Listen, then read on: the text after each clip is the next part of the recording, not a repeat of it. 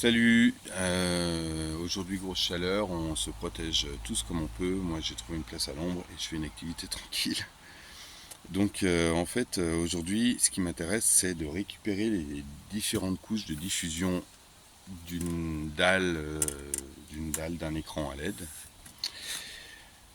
Ces films étant composés dans des matières qui supportent justement la chaleur émise par les LED dans les écrans, il est intéressant de pouvoir les récupérer pour créer des effets visuels en direct sur l'objectif.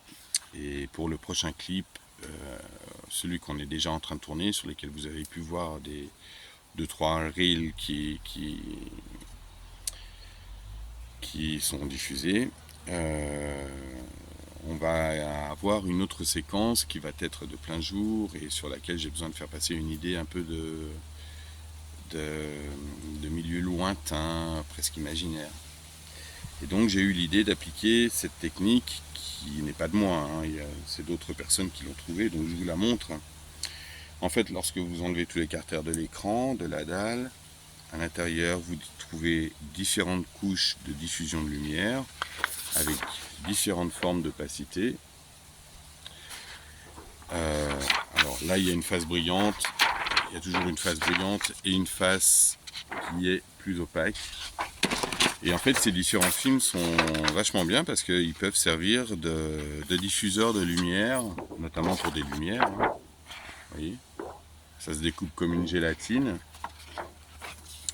Et puis donc il y a ceci, et puis moi ce qui m'intéresse aussi énormément, enfin pour la prise qui m'intéresse, en tout cas pour ce qui m'intéresse,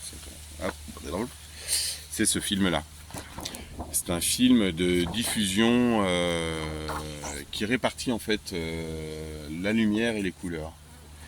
Et ce film amené suffisamment près ou de l'objectif ou du sujet crée des effets visuels qui sont sympathiques avec une forme de dédoublement quand on est assez près de la cible. Donc voilà, ça c'est une façon d'obtenir des effets pour pas cher et de rester créatif. À l'intérieur, on a encore une autre couche qui est une forme de plastique composite. Hein. Celui-ci, voilà, une des bases de l'écran, et ça c'est très pratique pour les découper, faire un caisson étanche par exemple pour faire des projections d'eau sur l'objectif. Pour le prochain clip c'est pas prévu.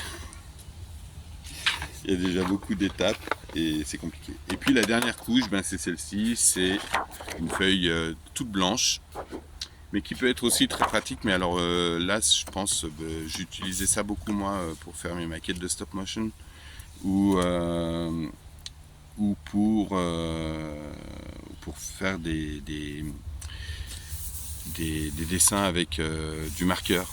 J'ai trouvé ça c'est vachement souple, c'est super agréable au toucher.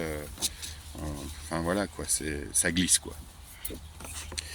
Et voilà, direction déchetterie pour celui-là. Ciao.